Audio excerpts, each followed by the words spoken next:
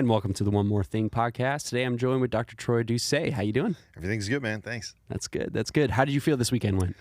Thought it was good, man. You know, a little, controversy breeds conversation. And so it was a sermon for the ages to spark some controversy, some conversation. And I enjoyed it, man. I thought the response was good. And, the different discussions we had in the grand hall afterwards were good, man. So that's awesome. Yeah, I mean, it was definitely an impassioned sermon. I joked with you as you were walking off, I think after 9 o'clock. Yeah. Like it brought me back to my Assemblies of God, like charismatic days. And we that's the beauty, I think, of the balance between you and Larry.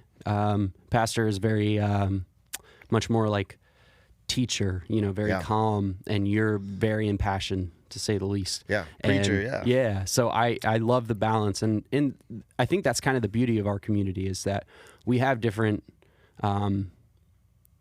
beliefs and styles, and we all can come together. And whether or not you're a skeptic or you believe, like there's room for everyone, That's right? And That's it just opens up the conversation, which I think is a very unique thing. That's right. About Suncoast. Yeah, I think that the community is situated in such a way because of the DNA that's here and the culture that's here is you can have this very impassioned preach because I wasn't trying to orient us toward a theological sort of position. Right.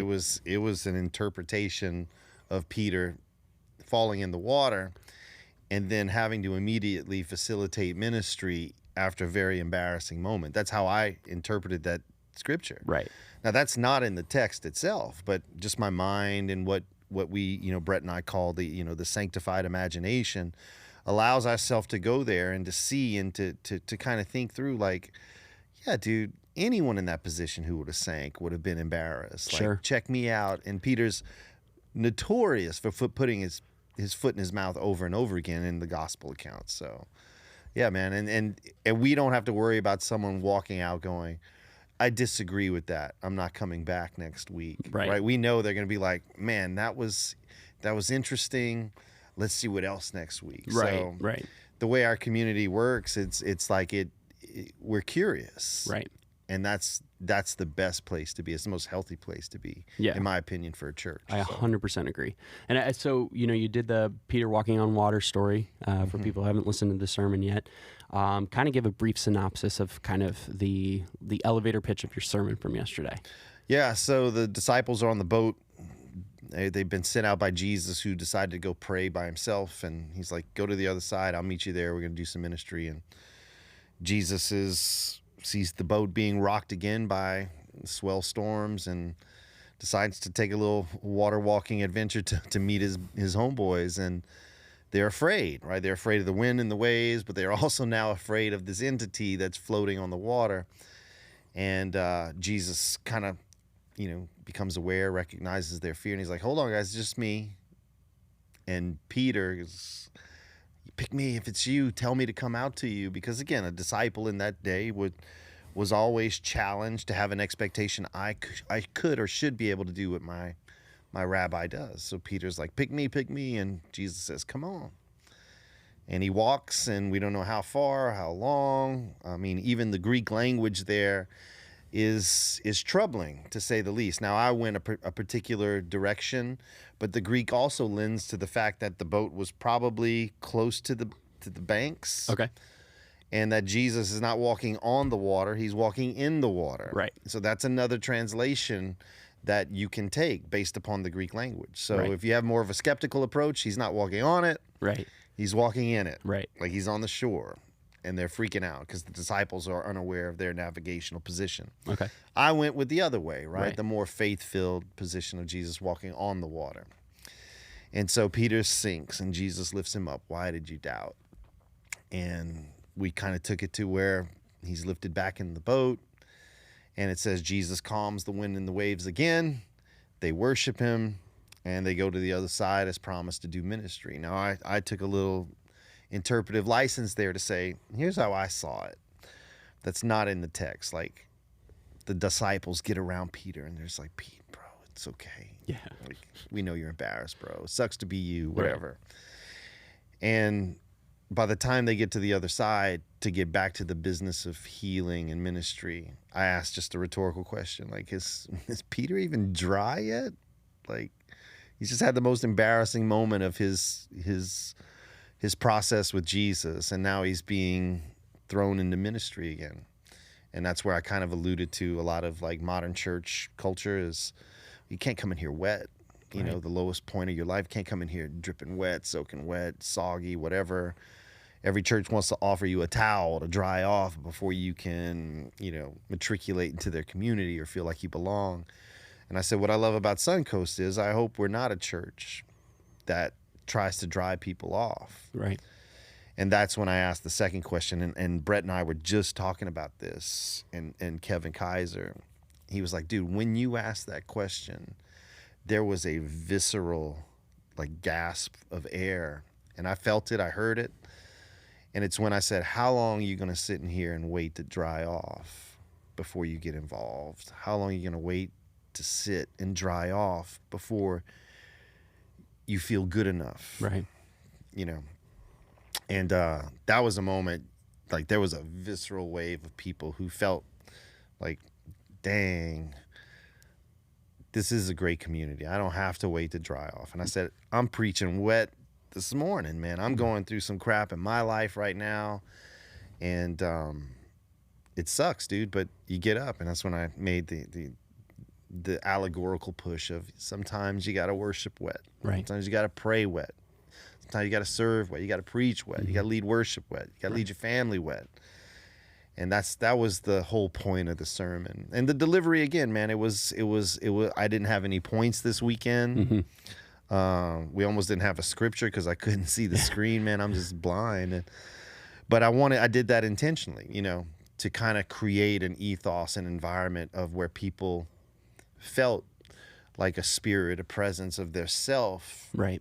In a particular instance where they can resonate with Peter's story. Right. And sometimes to do that, you got to dig into the text. You got to pull out things with that, again, that sanctified imagination that may not be there. Right. So, well, I think that's kind of the beauty of the text is you can put yourself in those characters' shoes and be like, well, I would have been super embarrassed if I was Peter. Oh, yeah. And this would have been my response. And if I was one of the disciples, I would have been like, man, I'm so sorry that happened to you. You know what I'm saying? Yeah, we elevate these guys, man. Like, to like they're somehow more divine than us. And no, dude, if you and I were on the boat and I saw you sink, I would be jossing you like crazy. Dude. Right. And same for me. Yeah.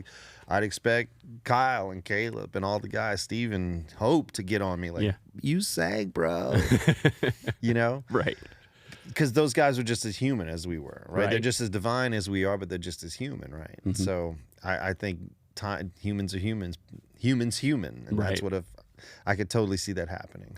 So what would you say your goal, like the one thing that you really wanted people to get out of the sermon yesterday? Was to, like Pete, you know, like old soaking Simon Peter, is to most of the time when we feel like, you know, fear encroaching upon us or doubt, it's often in ourself, not in God. Like God's not going anywhere, dude. God's not moved by, he doesn't have the same type of personality traits we have, right? He doesn't have like an inconsistency in his confidence, if you will. And I use he, you know, metaphorically, right? Because I don't think God is a he or a she. I think God is an it. But for us, I think the main takeaway was believe in yourself. Believe in yourself. Like even if you're damp and soaking wet from something, even if it's in your past that you're embarrassed by, you regret, still have faith in yourself, man. Right. You're not out the game, bro. Here I am, you know, look, a guy who his whole life said, if you ever get divorced, you never preach again. Right. You disqualify yourself. But yet I feel like I'm making an impact here. Yeah. And you are. And so for me, man, that's why I say I preach damp, at least damp every week, you know, with that PTSD in the back of my mind. Right. That goes, you're not supposed to be doing what you're doing on Sundays, dude. Like I have people tell me that to this day. Really? Oh yeah, absolutely. Every week, people, you're divorced. You're a divorced guy. You're not supposed to be preaching. And yeah, well, You might be right, but I think the evidence points to the fact that I do doubt myself at times, but I'm around a community that lifts me up. Even when I do a crazy sermon like I did yesterday, where people are skeptical of the story of destiny, right? I kind of go, yeah, man, like my education now almost prohibits me from telling that story. Because, I mean, we can explain it away. I mean, maybe the medicine finally kicked in. Right. I was a germaphobe back then, and I was constantly washing my hands and putting like antibacterial, what is that, gel on your hand. Right. Maybe when I touched your hands, that did it. Right. I don't know. I'm okay if you can explain it away. Right. But I think I didn't say it the second service. I said the first service. For me, the miracle was not the quote unquote healing, was what that event did. It drew people into a good news, right? It drew like 10 rows of our church were full of people after that, right? Because of the good news. And I think that is where Suncoast, I guess, finds itself now, man. Like, because I hear the story, we're supposed to be down in numbers, and every time I get up there on Sundays, dude, I see more and more people, new faces, right? And I think the good news we're telling is a different understanding of God, a different view of Jesus. Right. But I think it's a more complete and authentic view of it. And I think it's starting to resonate here in the community, man, and online. And so, yeah, it's good. Well, I think, one of the, it's like healings are such a touchy subject. And I know like Larry is very much like on the fence with that stuff as well. There's definitely things that happen that we can't explain. Right. But I mean, you've said this from stage, Christians die at the same rate of cancer as everyone else. So it's just, we don't know. And there are a lot of things that we can't explain. Yeah. But I think the way you presented it was not like, I, through me, I healed this girl. Like, I think you presented it in this, like, I don't know what happened. Yeah. But the beauty, the miracle was what happened after that. Yeah. And I think that's great. For me, like, yeah, because it's not like a severed arm grew back, right? Or, something like that. Right. It was a bacterial infection of some sort that manifested on her hands and mouth, and it's gone. Right. Like, fine, good enough. Right. I don't need, there's a German word I use all the time. I wrote a chapter about it in my dissertation. It's Gelassenheit. It means the letting happen. And we as people, like Jordan Peterson writes about this a lot, about our psychological sort of evolutionary profile is we tend to lean toward the negative first in all things. And it's a survival mechanism, right? And so when I hear a story of maybe a possible healing, the first thing I think of is more of a skeptical view. Right. And then I hear more about it. But again, I don't think a miracle is God breaking any laws or impinging upon our freedoms or violating the laws of nature like a philosopher like Hume would say. Sometimes I think what is miraculous is the correcting of things. Because when a person finds out that they have a sickness like cancer or something, the first thing they want to do is get rid of it. Right. Nobody sits around and goes, oh, well, the cancer's alive too, man. We got to be worried about the life of the cancer. No, we're trying to eradicate that, expel it from us, because there's something that isn't right about that. Like, what is good and right is a healthy body. Right. But even outside of biology, what's good and right is a healthy relationship, right? What's good and right is a healthy understanding of God. What's good and right is a healthy, balanced diet. And I think whatever occurs in our life to help us correct those relationships, help us correct our thinking about God, is miraculous in that way. Because the way I say it is, God's not always, a miracle is not always a violation. Sometimes it's a correction. And anytime I see correction, I think that's good news, dude. And whether we help facilitate that, or whether it's just a person on their own coming to a new conclusion that brings them clarity and toward healthiness, I think that's miraculous, dude. Because think of how many people aren't doing that. So if how many people aren't getting healed, how many people aren't making a choice toward healthy understandings of life and existence and things like that. No, it's amazing. And so in theme with one more thing, Yeah. Was there anything that you kind of had to cut out of your sermon, like any other thoughts that you were just like, I really wanted to get this out, but just didn't have time? No, man, it's one of the rare occasions where I was able to get through all the notes. And again, it was an experimental type weekend, I think we could say. And the feedback so far has been tremendous. And even though there wasn't like 100% sort of consensus on everything, well, there's never is, right?